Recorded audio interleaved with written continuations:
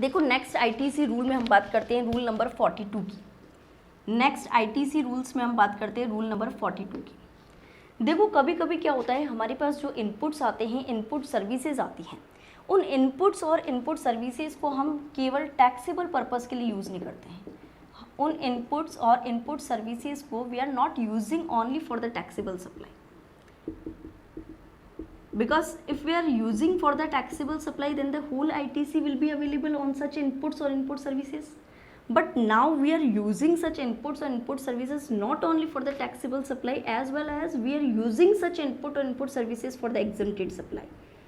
Means the same input or input services are used for both the purposes, taxable supply and exempted supply, and for the non-business use. Complete है।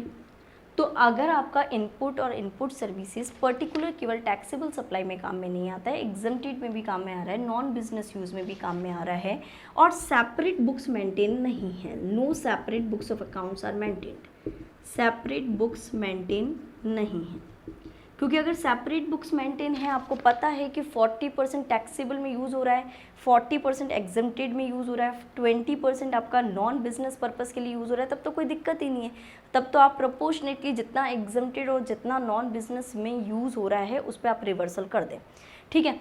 But दिक्कत वहाँ आती है जहाँ पर आपके taxable, exempted, non business सभी के लिए यूज़ हो रहा है और उसके रिगार्डिंग कोई सेपरेट बुक्स मेंटेन नहीं है।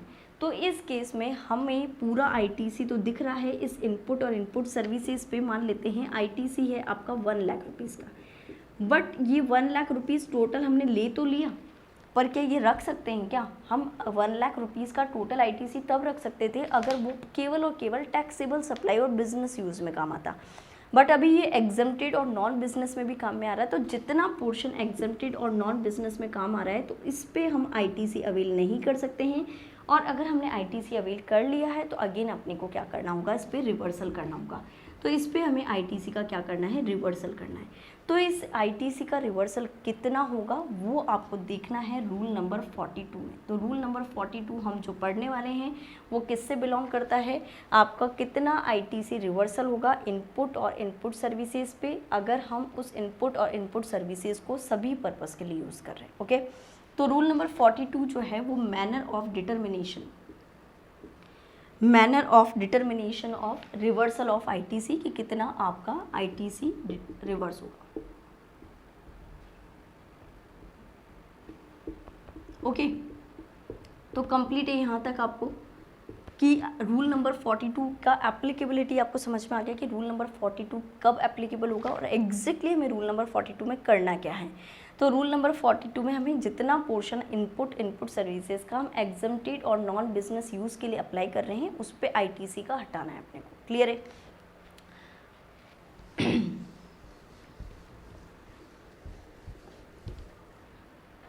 देखो फर्स्ट ऑफ ऑल यहाँ पर हम देखते हैं, मान लेते हैं हमारे पास 3 इनपुट है, इनपुट ए, इनपुट बी और इनपुट सी। 3 इनपुट है हमारे पास। और अब इसमें स्पेसिफिकली बोला है कि जो इनपुट ए है वो आपका केवल टैक्सेबल गुड्स के लिए काम में आता है। तो अगर कोई पर्टिकुलर इनपुट केवल और केवल टैक्सेबल पर्पस के लिए काम आएगा तो क्या इस इनपुट का आईटीसी ले सकते हैं क्या? हाँ बिल्कुल आप ले लो, इसमें तो कोई दिक्कत ही नहीं है। हमें दिक्कत तब आती है जब कॉमन यूज़ है। कॉमन यूज़ का मतलब कोई इनपुट ऐसा है या कोई इनपुट सर्विसेज ऐसी है जो टैक्सेबल, एग्जम्प्टेड, नॉन बिजनेस सब में यूज़ आ रही है तो दिक्कत है। अगर कोई पर्टिकुलर टैक्सेबल में काम आ रही है तो हमको कोई दिक्कत ही नहीं है, उसका आईटीसी ले, कोई प्रॉब्लम नहीं है। इनपुट बी है जो केवल और केवल एग्जम्प्टेड गुड्स में डील करता है, जो केवल और केवल किस में डील करता है, एग्जम्प्टेड गुड्स में डील करता है। तो अगर कोई पर्टिकुलर इनपुट केवल एग्जम्प्टेड में तो उसका आईटीसी नहीं मिलेगा। या तो आप आईटीसी ले मत, अगर ले लिया है तो रिवर्सल कर दो, कंप्लीट। तीसरा इनपुट सी ऐसा है जो आपके एग्जम्प्टेड में भी काम आ रहा है और टैक्सेबल में भी काम आ रहा है और हमें सेपरेट बुक्स मेंटेन नहीं है। हमें ये नहीं पता कि इनपुट का कितना पोर्शन एग्जम्प्टेड में काम आ रहा है और कितना पोर्शन टैक्सेबल। तो यहाँ पर हमें रूल 42 एप्लीकेबल करना है। यहाँ कोई रूल 42 एप्लीकेबल नहीं हो रहा है। अगर आपका कोई इनपुट या इनपुट सर्विसेज पर्टिकुलर किसी पर्पस के लिए यूज़ आती है टैक्सेबल एग्जम्प्टेड, तब तो कोई प्रॉब्लम ही नहीं है। जब कॉमन यूज़ है तो दिक्कत है। कॉमन यूज़ में अपने को ये आइडेंटिफाई करना है कि कितना पोर्शन एग्जम्प्टेड का हमें रिवर्सल करना है, और अगर आप नॉन बिजनेस यूज़ के लिए भी करते हैं तो कितना पोर्शन आपको नॉन बिजनेस यूज़ के लिए करना है। क्लियर है? तो देखो, आपको क्वेश्चन में टोटल आईटीसी दे रखी है। मान लेते हैं इनपुट ए का आईटीसी है आपके 2 लाख रुपीज़, इनपुट बी का आईटीसी है 1 लाख और इनपुट सी का आईटीसी है आपका 3 लाख। तो टोटल आईटीसी आपका कितना है? टोटल आईटीसी 6 लाख है। तो आपको क्वेश्चन में टोटल आईटीसी दे रखा होगा कि टोटल आईटीसी 6 लाख है। अब आप ये बताओ कि रूल 42 कितने रुपए के आईटीसी पे एप्लीकेबल होगा। तो आप देखो 6 लाख रुपए में से आपका जो टैक्सेबल के लिए है, जो केवल और केवल टैक्सेबल गुड्स के लिए यूज़ हो रहा है, तो input which is used only for the manufacturing of taxable goods, उसको तो आप हटा ही दो, क्योंकि उसको उसके ऊपर रूल 42 एप्लीकेबल नहीं हो रहा है, इसको हटा दो। और ऐसा इनपुट या इनपुट सर्विसेज जो पर्टिकुलर एग्जम्प्टेड में काम में है, तो हमको पता है उसका आईटीसी नहीं मिलेगा, उस पर भी रूल 42 एप्लीकेबल नहीं होगा, तो उसको भी हटा दो। जो पर्टिकुलर एग्जम्प्टेड गुड्स में है 1 लाख, इसको भी हटा दो। कॉमन क्रेडिट का मतलब जिस पे रूल 42 एप्लीकेबल होने वाला है हमारा, वो कितना है? 3 लाख। तो इस पे हमें रूल 42 एप्लीकेबल करना है। तो कभी भी आपको रूल 42 अप्लाई करने के लिए सबसे फर्स्ट कैलकुलेशन आपकी होती है कि रूल 42 किस आईटीसी पे एप्लीकेबल होगा, यानी आपको कॉमन क्रेडिट, यानी ऐसी क्रेडिट जो कॉमनली यूज्ड है, जो दोनों में यूज़ आ रही है, एग्जम्प्टेड, टैक्सेबल, नॉन बिजनेस, वो आपको कंप्यूट करना है। क्लियर है? तो इसको कैलकुलेट करने के लिए आपके पास एक फॉर्मेट होता है, जिसमें स्टेप नंबर 1 में हम बात करेंगे कैलकुलेशन ऑफ कॉमन क्रेडिट, यानी वो क्रेडिट निकालनी है जिस पे आपके यहाँ पर क्या होगा, रूल 42 एप्लीकेबल होगा। पहले तो ये क्रेडिट निकाल लो। तो यहाँ पर स्टेप नंबर 1 की हम बात करेंगे, जिसमें हम कंप्यूट करेंगे कॉमन क्रेडिट। क्या कैलकुलेट करने वाले हैं हम? कॉमन क्रेडिट कैलकुलेट करने वाले। क्लियर है? तो आपको वो क्रेडिट निकालनी है जिस पे रूल नंबर 42 एप्लीकेबल होगा। देखो, आपने जैसे कि सेक्शन 17 सबसेक्शन 5 में हमने ब्लॉक्ड क्रेडिट की भी बात करी थी। ब्लॉक्ड क्रेडिट का मतलब क्या होता है? जिसका क्रेडिट अवेलेबल ही नहीं होगा। तो अगर आपके पास, जैसे यहाँ पर तो मैंने 3 ही एग्जांपल दिए हैं, इसी में एक और आईटीसी आपको दे रखी है जो ब्लॉक्ड है, तो उस ब्लॉक्ड को भी हटा देना, क्योंकि ब्लॉक्ड आईटीसी पे भी आपको आईटीसी नहीं मिलेगा। तो रूल 42 उसी पे एप्लीकेबल होता है जिसका क्रेडिट मिलता है और जो कॉमनली यूज्ड होता है। क्लियर है? तो देखो, सबसे पहले हमें कॉमन क्रेडिट निकालनी है। तो सबसे पहले आपका यहाँ टोटल आईटीसी जो है, टोटल आईटीसी आप ले लें। जैसे कि इसमें मैंने आपका लिया है 6 लाख, तो टोटल आईटीसी जो है वो आप ले लें इनपुट और इनपुट सर्विसेज पे, इनपुट और इनपुट सर्विसेज पे। क्लियर है? इसको आप नाम दे दें टी। इसको आप क्या नाम दे दें? टी का। क्लियर है? क्योंकि during tax period, particular tax period के लिए निकलती है। इसमें से आपको लेस करना है, इसमें से आपको लेस करना है उन इनपुट और इनपुट सर्विसेज को जो एक्सक्लूसिवली नॉन बिजनेस पर्पस के लिए काम में आ रहे हैं।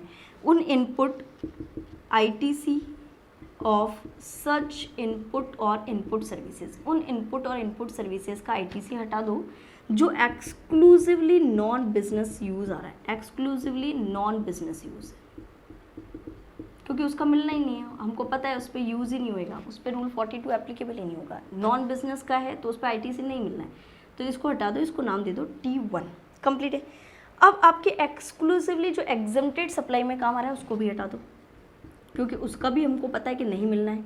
तो जो exclusively ITC on such input और इनपुट सर्विसेज जो एक्सक्लूसिवली यूज्ड आ रहा है किसके लिए? एग्जम्प्टेड सप्लाई के लिए, उसका भी हटा दो, क्योंकि इस पर मिलना ही नहीं, हमको पता है। ठीक है? ओके। अगर ब्लॉक्ड क्रेडिट है, ब्लॉक्ड क्रेडिट जो सेक्शन 17 सबसेक्शन 5 में हमने पढ़ी है, ब्लॉक्ड क्रेडिट, अगर आपकी कोई ब्लॉक्ड क्रेडिट है जिस पे क्रेडिट मिलता ही नहीं है, जिस पे क्रेडिट मिलता ही नहीं है, तो उसको भी हटा दो, कोई दिक्कत ही नहीं है। क्लियर है? तो हमने एग्जम्प्टेड, नॉन बिजनेस, 17 सबसेक्शन 5 ये सब हटा दी।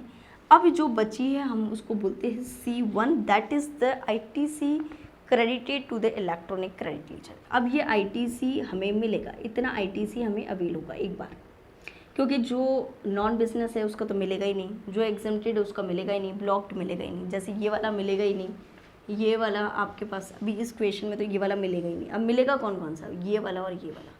तो 2 लाख और 3 lakh in total 5 lakh ITC available. उसमें से भी जो केवल टैक्सेबल के लिए है उसका तो 100% मिल जाएगा ITC, और जो 3 लाख है उस पर आपका क्या लगेगा, रूल 42 लगेगा। तो इसमें से भी अगर कोई ITC ऐसा है जो एक्सक्लूसिवली टैक्सेबल गुड्स की सप्लाई के लिए काम में आता है उसको भी हटा दो। तो कोई ITC है जो केवल यूज्ड होता है फॉर टैक्सेबल सप्लाई, यूज्ड हो रहा है केवल और केवल किसके लिए, टैक्सेबल सप्लाईज के लिए, तो उसको भी हटा दो, क्योंकि इसका तो पूरा क्रेडिट आपको मिल जाना है, इसको भी आप हटा दो। अब बचा आपका कॉमन क्रेडिट। अब बचा आपका क्या, कॉमन क्रेडिट। कॉमन क्रेडिट का मतलब होता है कि इस पे रूल 42 एप्लीकेबल होगा। क्लियर है? तो ये कॉमन क्रेडिट का मतलब ये ऐसा ITC है जो यूज्ड हो रहा है किसके लिए, ये ऐसा ITC है जो सबके लिए यूज़ हो रहा है, यानी उन इनपुट सर्विसेज का ITC है जो इनपुट सर्विसेज सब में यूज़ हो रहे हैं, एग्जम्प्टेड में भी यूज़ हो रहे हैं, टैक्सेबल में भी यूज़ हो रहे हैं, ठीक है ना, और अदर में भी यूज़ हो रहे हैं, जैसे नॉन बिजनेस पर्पज़ के लिए, पर्सनल यूज़ के लिए, सबके लिए यूज़ हो रहे हैं। ओके, तो इसको बोलते हैं कॉमन क्रेडिट। क्या बोलते हैं, कॉमन क्रेडिट। तो यहाँ तक क्लियर है। तो स्टेप नंबर 1 आपको क्लियर है कॉमन क्रेडिट कैसे निकालना है। अब अपने को ये पता है कि ये कॉमन क्रेडिट ऐसी क्रेडिट है जिसमें एग्जम्प्टेड सप्लाई के लिए भी यूज़ कर रहे हैं, टैक्सेबल और नॉन बिजनेस। अब उसमें से टैक्सेबल का रखना है और एग्जम्प्टेड और नॉन बिजनेस का हटाना है, ठीक है। तो सबसे पहले हम एग्जम्प्टेड का हटा देते हैं कि एग्जम्प्टेड सप्लाई में कितना ITC यूज़ हो रहा है। ITC used for exempted supply out of common credit.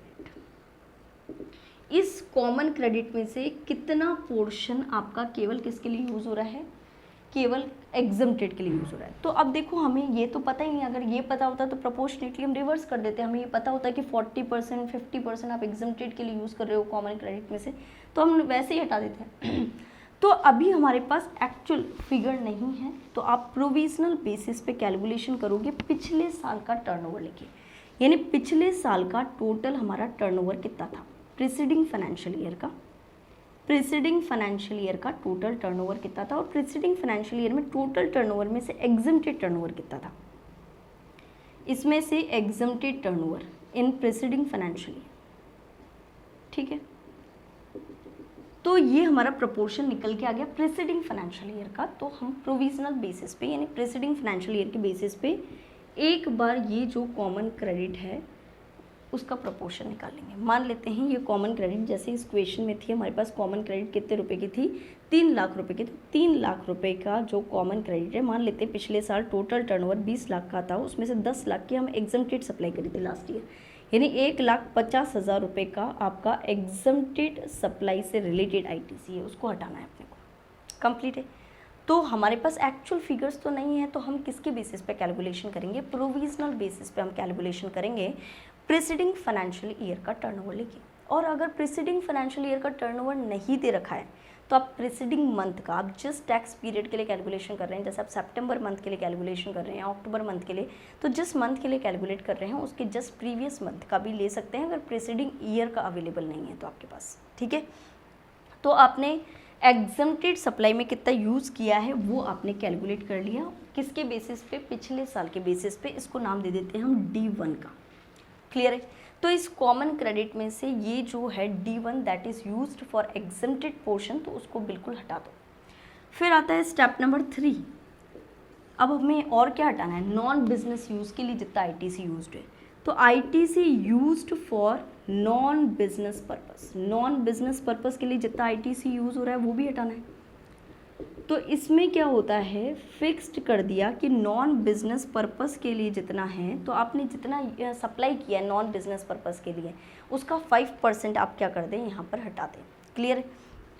तो यहाँ पर कॉमन क्रेडिट, जो आपका कॉमन क्रेडिट है नॉन बिजनेस यूज़ के लिए, जो कॉमन क्रेडिट यानी C2 जिसको हम बोलते हैं, उसका 5% एक फ्लैट कर दिया कि आप अगर नॉन बिजनेस पर्पस के लिए यूज़ करते हैं तो आपका कॉमन क्रेडिट का 5% आप हटा दो। ये मान लो कॉमन क्रेडिट का 5% आपका नॉन बिजनेस यूज़ के लिए, प्रपोर्शन चाहे कितना भी हो हम आइडेंटिफाई नहीं कर पा रहे हैं, तो आप ये मान लेते हैं कॉमन क्रेडिट का 5% D2 है, यानी ऐसी ITC है जो नॉन बिजनेस में काम आ रही है। क्लियर है। तो कॉमन क्रेडिट में से इस प्रपोर्शन को यूज़ करके एग्जम्प्टेड का निकल गया, केवल फिक्स फ्लैट 5% यूज़ करके नॉन बिजनेस का निकल गया। तो अब कॉमन क्रेडिट का मतलब होता है जो एग्जम्प्टेड, टैक्सेबल और नॉन बिजनेस के लिए काम में आ रही है। तो देखो अगर हम इस कॉमन क्रेडिट में से, अगर हम इस कॉमन क्रेडिट में से C2 में से, कॉमन क्रेडिट क्या है C2, कॉमन क्रेडिट में से जो common credit exempt, taxable, non business, तो उसमें से एग्जम्प्ट वाला हटा दो और नॉन बिजनेस वाला हटा दो। तो यहाँ पर D1 और D2 हटा दिया, ये एग्जम्प्ट के लिए, ये नॉन बिजनेस यूज़ के लिए, इसको हटा दिया, तो टैक्सेबल के लिए बच गया। किसके लिए बच गया? टैक्सेबल के लिए। तो ये क्रेडिट आपको क्या हो जाएगा? अवेलेबल हो जाएगा। इसको नाम दे दो C3 का। और स्टेप नंबर 4 की हम बात कर लेते हैं, तो ये आपको ITC अवेलेबल हो जाएगा। इसको बोलते हैं एलिजिबल क्रेडिट। इसको क्या बोलते हैं? एलिजिबल क्रेडिट, यानी इतना क्रेडिट आपको एलिजिबल हो जाएगा कॉमन क्रेडिट में से। तो कॉमन क्रेडिट में से ये पोर्शन आपको क्या होगा? अवेलेबल होगा। कंप्लीट है। तो आपको रूल नंबर 42 में ये बता रखा है कि जो कॉमन क्रेडिट है that is used for taxable, exempted, non business, उसमें से टैक्सेबल का पोर्शन निकालना है जिसको हम बोलेंगे एलिजिबल क्रेडिट। तो उसमें सबसे पहले कॉमन क्रेडिट निकाल लो कि इन सब में जो एग्जम्प्टेड, टैक्सेबल और नॉन बिजनेस में ऐसी कितनी क्रेडिट है कि वो सब में यूज़ आ रही है।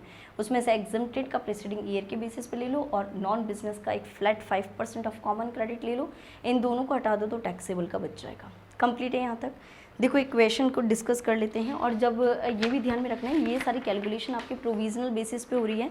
अब प्रोविजनल बेसिस पे कैलकुलेशन हो गई, जब ईयर एंड आता है, जब अपने पास फाइनल फिगर्स आते हैं, तो एक बार हम फाइनल कैलकुलेशंस भी कर लेते हैं। और फाइनल कैलकुलेशन जब करते हैं तो प्रोविजनल कैलकुलेशन में जो आपने एलिजिबल किया है क्रेडिट, और फाइनल जब कैलकुलेशन करते हैं तो जो एलिजिबल क्रेडिट निकलता है, तो उसका जो भी डिफरेंस होता है कम ज़्यादा, वो आप एडजस्ट कर लें अलॉन्ग विथ इंटरेस्ट। ओके, या तो आपको और एक्स्ट्रा पे करना है तो 18%, रिफंड आना है तो 6%, वो वैसे भी कॉमन टॉपिक्स में डिस्कस हो जाएगा।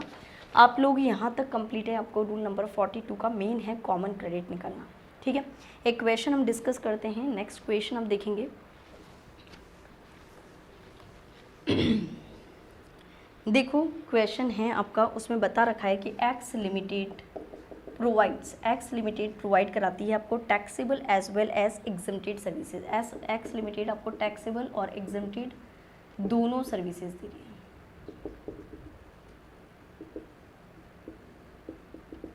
ओके, एक्स लिमिटेड का जो टर्नओवर है वो यहाँ पर आपको दे रखा है। एक्स लिमिटेड का टर्नओवर, इस टर्नओवर में आपका एग्जम्प्टेड सप्लाई है, एग्जम्प्टेड सप्लाई 15 लाख रुपीस का, एग्जम्प्टेड सप्लाई है 15 लाख रुपए का, टैक्सेबल सप्लाई है 32 लाख रुपीस का, टैक्सेबल सप्लाई है आपका 32 लाख रुपीस का, और आपका जीरो रेटेड सप्लाई है। Zero rated supply is also taxable supply, ये ध्यान में रखना। जीरो रेटेड सप्लाई भी हमारी टैक्सेबल सप्लाई होती है। ये 8 लाख रुपीस की सप्लाई है। और आपके यहाँ पर पर्सनल यूज़ के लिए सप्लाई दे रखी है, यानी नॉन बिजनेस यूज़ हो गया ये, personal use is non business use, और दे रखा है 5 लाख। टोटल हो गया आपका 60 लाख रुपीस। देखो आपको क्रेडिट किसका नहीं मिलना है, एक तो इसका नहीं मिलना है और एक इसका नहीं मिलना है। ठीक है, बाकी टैक्सेबल सप्लाई और जीरो रेटेड सप्लाई का आपको मिलना है। ठीक है, तो अब आपको यहाँ पर क्वेश्चन में ITC का डिटेल्स दे रखा है, और टोटल ITC है आपका 1,08,000, 1,08,000, 1,08,000। यहाँ पर CGST, SGST, IGST तीनों दे रखा है। ठीक है, हम बात करते हैं यहाँ पर CGST, SGST और IGST की। तो आपको यहाँ पर टोटल ITC दे रखी है। टोटल ITC है आपकी 1,08,000, 1,08,000 और 54,000। ठीक है, इसमें से आपको बोला है कि इस ITC में से कुछ ITC ऐसी है, फर्स्ट पॉइंट में बोला है कि जो एक्सक्लूसिवली एग्जम्प्टेड के लिए काम में आ रही है, तो उसको हटा दो। वो है 18,000, ये एग्जम्प्टेड, शॉर्ट में मैं लिख रही हूँ, ये केवल एग्जम्प्टेड में काम में आ रही है। 18,000, 18,000 और 7,200, इसको हटा दो बिल्कुल। नेक्स्ट है आपकी यहाँ पर इनपुट और इनपुट सर्विसेज जो केवल टैक्सेबल के लिए काम में आ रही है, जो टैक्सेबल के लिए, तो उसको लास्ट में हटा देंगे हम। यहाँ पर क्या कर देंगे, लास्ट में हटा देंगे। तो टैक्सेबल के लिए जो यूज़ आ रही है केवल और केवल, तो उसका 100% मिलेगा।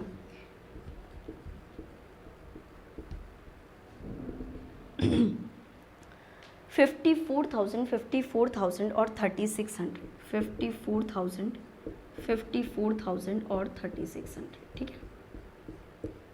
उसके बाद नेक्स्ट बोला है कोई इनपुट सर्विसेज जो used for supplying the taxable services, again taxable के लिए सॉरी नेक्स्ट है आपका ब्लॉक्ड क्रेडिट, थर्ड पॉइंट में बोला है जो not eligible under section 17 subsection 5, blocked credit.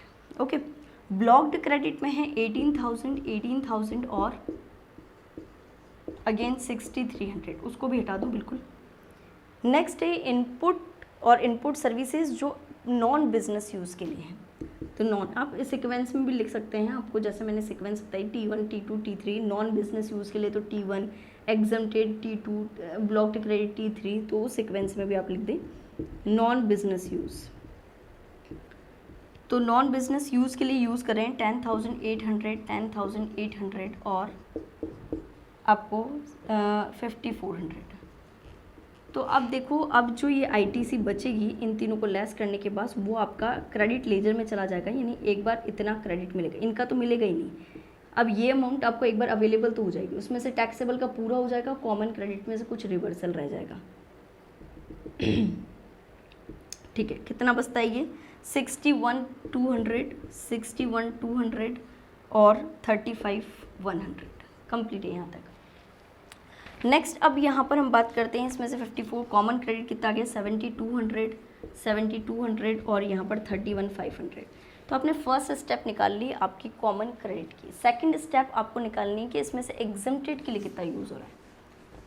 Second step आपको निकालनी है इसमें से एग्जम्प्टेड के लिए कितना यूज़ हो रहा है। तो ये आपने कॉमन क्रेडिट C2 आपने निकाल ली है। तो अब अपने को यहाँ पर इससे निकालना है स्टेप नंबर 2 कि एग्जम्प्टेड में कितना पोर्शन यूज़ हो रहा है।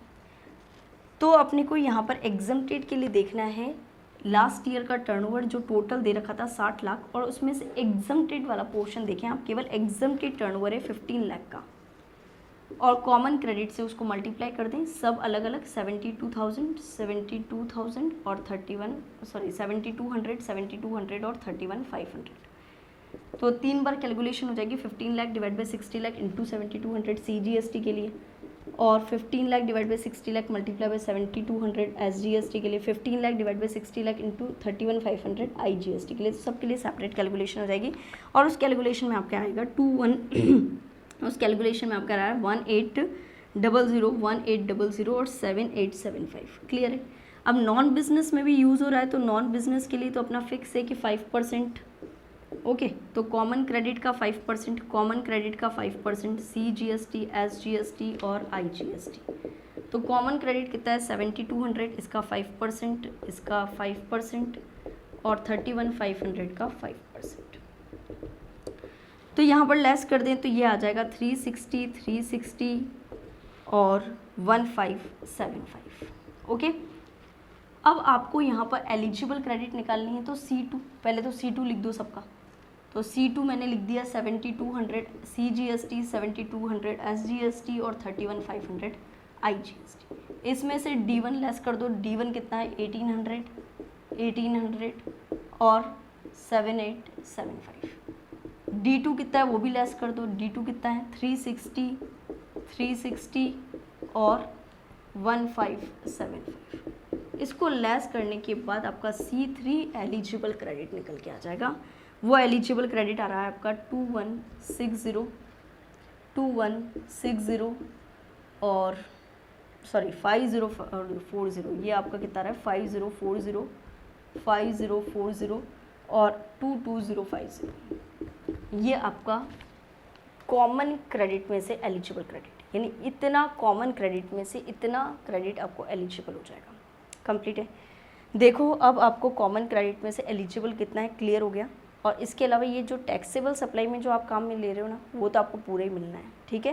क्योंकि जो पर्टिकुलर कोई भी इनपुट और इनपुट सर्विसेज जो 100% टैक्सेबल सप्लाई में काम में आता है, उसका तो आपको क्रेडिट वैसे भी पूरा मिल जाता है। कॉमन क्रेडिट में से कुछ प्रोपोर्शन मिलेगा, वो प्रोपोर्शन हमने कैलकुलेट कर लिया, ठीक है। कंप्लीट है। तो अगर हम टोटल ITC कितना मिलेगा, एक तो 54,000 जो टैक्सेबल में यूज़ आ रहा है, 54,000 और 3600 जो आप केवल टैक्सेबल में काम में ले रहे हो वो तो मिलेगा ही, और कॉमन क्रेडिट का इतना पोर्शन और मिल जाएगा। तो 5040, 5040 और 22050 इन दोनों को क्लब कर लें, इन दोनों का टोटल जो होगा वो आपको क्रेडिट, फाइनल टोटल क्रेडिट इतना मिल जाएगा। कंप्लीट है यहाँ तक। तो रूल 42 आपका कंप्लीट हो गया है। नेक्स्ट रूल है आप लोग का रूल नंबर 43। नेक्स्ट रूल है आप लोग का रूल नंबर 43। देखो रूल नंबर 42 जो हमने अभी डिस्कस किया है that is belongs to the input और इनपुट सर्विसेज, जो आपकी कॉमनली यूज्ड आ रही थी एग्जम्प्टेड सप्लाई में, टैक्सेबल सप्लाई में और नॉन बिजनेस यूज़ में। अब हम बात करने वाले हैं कैपिटल गुड्स की। इनपुट और इनपुट सर्विसेज से तो रूल 42 बिलोंग करता है, बट अगर आपके कैपिटल गुड्स है, कोई प्लांट एंड मशीनरी है, कोई भी कैपिटल गुड्स है जो आप यूज़ कर रहे हो, टैक्सेबल सप्लाई में भी यूज़ करते हो, एग्जम्प्टेड सप्लाई में भी यूज़ करते हो और नॉन बिजनेस यूज़ में भी यूज़ करते हो, नॉन बिजनेस पर्पस के लिए। तो सेम सिचुएशन जैसे कि हमने अभी इनपुट और इनपुट सर्विसेज में बात करी है कि हमें प्रॉब्लम आती है कि कितना पोर्शन हम क्या करें, रिवर्स करें, क्योंकि सेपरेट बुक्स मेंटेन नहीं है। सेम यहाँ पर भी कैपिटल गुड्स में सेपरेट बुक्स मेंटेन नहीं है। आपका यही कैपिटल गुड्स तीनों पर्पस के लिए यूज़ हो रहा है, क्योंकि अगर पर्टिकुलर टैक्सेबल के लिए यूज़ आ रहा है, जीरो रेटेड के लिए यूज़ आ रहा है तो उसका 100% क्रेडिट मिल जाएगा। पर्टिकुलर अगर एग्जम्प्टेड या नॉन बिजनेस के लिए काम में आ रहा है तो उसका क्रेडिट मिलेगा ही नहीं। अब दिक्कत आती है जब capital goods which is used commonly for all the purposes that is taxable, exempted and non business. तो इन दोनों के ऊपर की, क्योंकि एक बार तो आईटीसी आप पूरा ले लो और इन दोनों पे आईटीसी रिवर्सल कर दो, क्योंकि सेपरेट बुक्स मेंटेन नहीं है तो परसेंटेज पता नहीं है। तो इस केस में हम किस बेसिस पे करेंगे वो अपने को सीखना है। क्लियर है? देखो सबसे पहले तो आप अगर कोई भी आईटीसी ऑफ कैपिटल गुड्स, अगर आप कोई भी कैपिटल गुड्स जो एक्सक्लूसिवली आप किस में काम में ले रहे हो, एक्सक्लूसिवली आप एग्जम्प्टेड गुड्स के लिए काम में ले रहे हो, तो उसका तो क्रेडिट मिलना ही नहीं है, उसका क्रेडिट मिलना ही नहीं है। एक्सक्लूसिवली अगर आप टैक्सेबल के लिए काम में ले रहे हो तो उसका क्रेडिट मिल जाएगा। एक्सक्लूसिवली टैक्सेबल गुड्स के लिए काम में ले रहे हो तो उसका क्रेडिट मिल जाएगा। और आप एक्सक्लूसिवली नॉन बिजनेस के लिए ले रहे हो तो उसका क्रेडिट नहीं मिलेगा। ब्लॉक्ड क्रेडिट है तो उसका क्रेडिट नहीं मिलेगा। ठीक है ना? तो ये आपको क्लियर है यहाँ तक। सेम जो कॉमन क्रेडिट की आपने कैलकुलेशन करी है इनपुट और इनपुट सर्विसेज में, सेम कैलकुलेशन यहाँ रहती है कि एक्सक्लूसिवली आपने एग्जम्प्टेड, टैक्सेबल वो सब निकाल लो। ठीक है, उसके बाद नेक्स्ट अपना कॉमन क्रेडिट। आपको कॉमन क्रेडिट कैसे निकालते हैं वो पोर्शन आपको क्लियर है, कॉमन क्रेडिट निकाल लो। अब यहाँ पर आपको कॉमन क्रेडिट निकालना आता है और आपने कैलकुलेट भी कर लिया कॉमन क्रेडिट। अब इस कॉमन क्रेडिट का मतलब है कैपिटल गुड्स का आईटीसी जो इन तीनों में काम में आ रहा है। क्लियर है? इसको रिप्रेजेंट कर दो ए से। किससे रिप्रेजेंट कर दो? ए से। कॉमन क्रेडिट आपने निकाल लिया।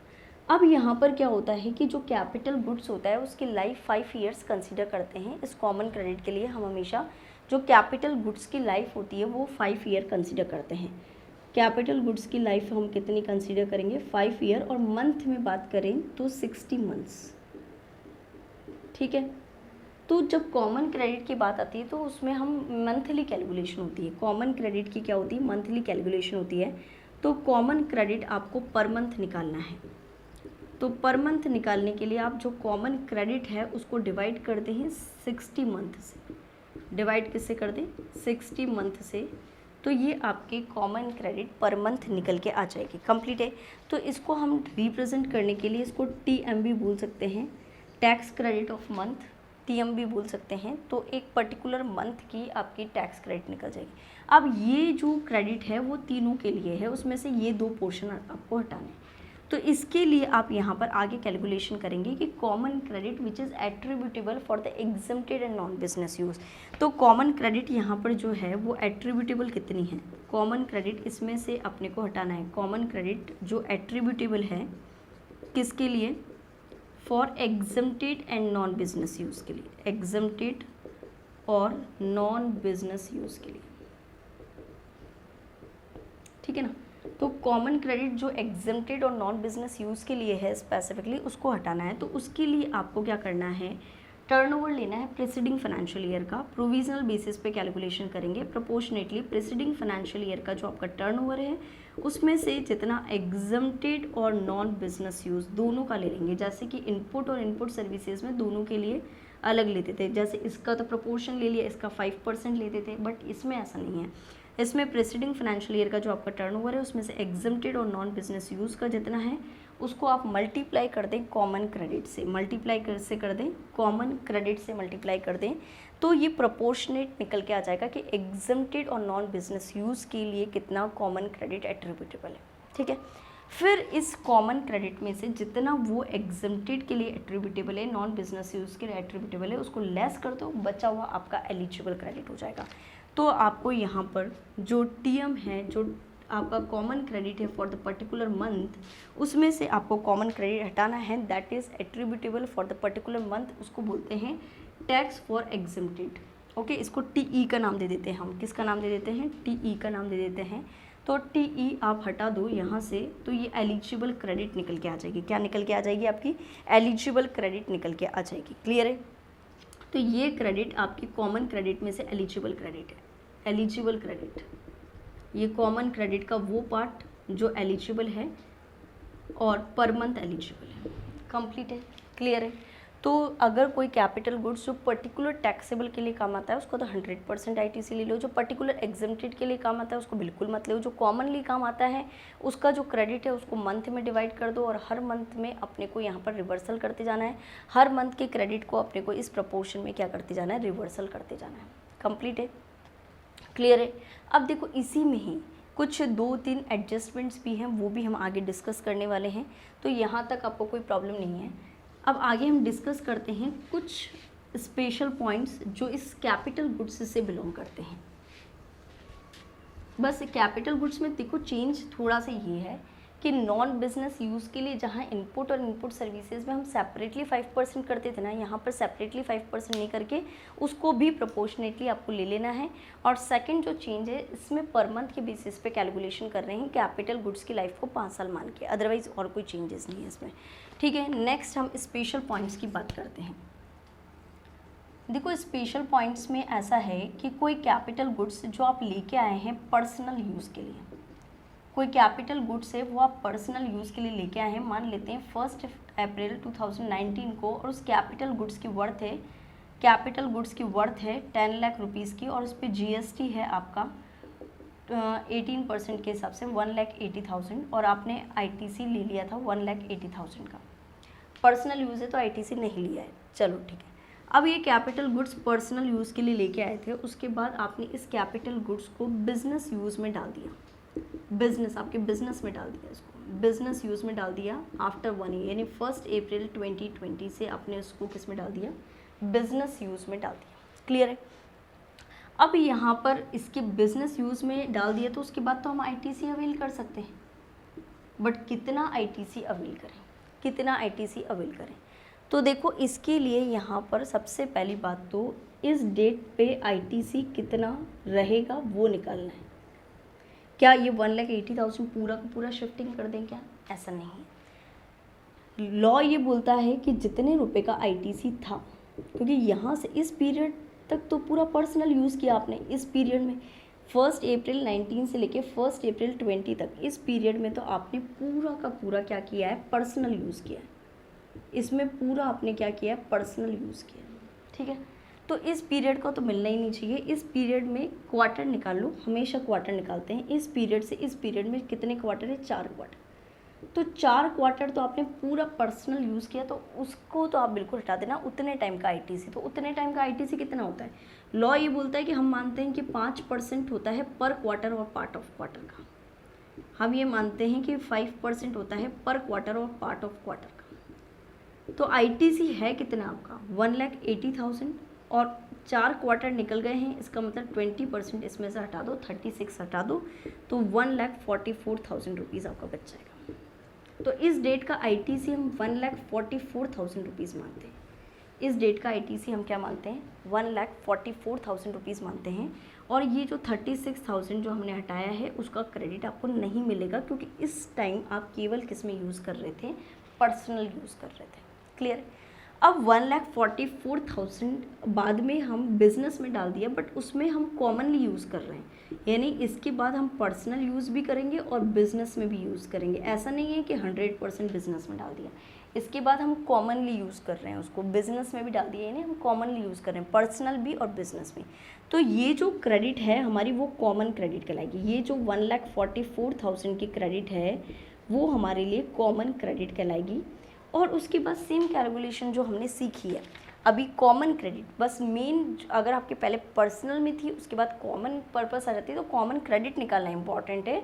बाकी कैलकुलेशन उसके बाद वही सेम पर मंथ के बेसिस पे कि इस कैपिटल गुड्स की लाइफ आपको 5 ईयर्स माननी है, कॉमन क्रेडिट आपको पर मंथ निकालनी है।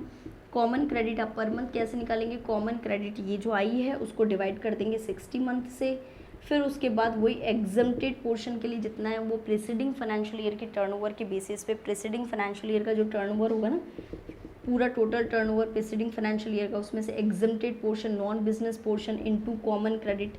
बाकी सारी कैलकुलेशन जो नॉर्मली हमने सीखी वो सेम रहेगी। आपने पहले पर्सनल यूज़ के लिए लिया, उसके बाद अगर आप बिजनेस यूज़ में डाल देते हो यानी कॉमनली यूज कर देते हो तो उस केस में आपको कॉमन क्रेडिट निकालना इंपॉर्टेंट है। क्लियर है? और जितने टाइम के लिए आपने पर्सनल यूज़ किया है उतने टाइम का जो क्रेडिट बनता है वो आपको बिल्कुल नहीं मिलेगा। ओके, अब इसी का ही एक और अपोजिट है स्पेशल प्रोविज़न। एक और स्पेशल पॉइंट की हम बात करते हैं।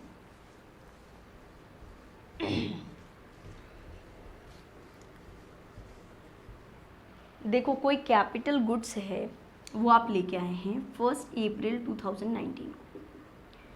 इस कैपिटल गुड्स की सेम वर्थ है 10 लाख रुपीज़, इस पे 18% GST है, 1,80,000 का टोटल हो गया आपका 11,80,000 का कंप्लीट है।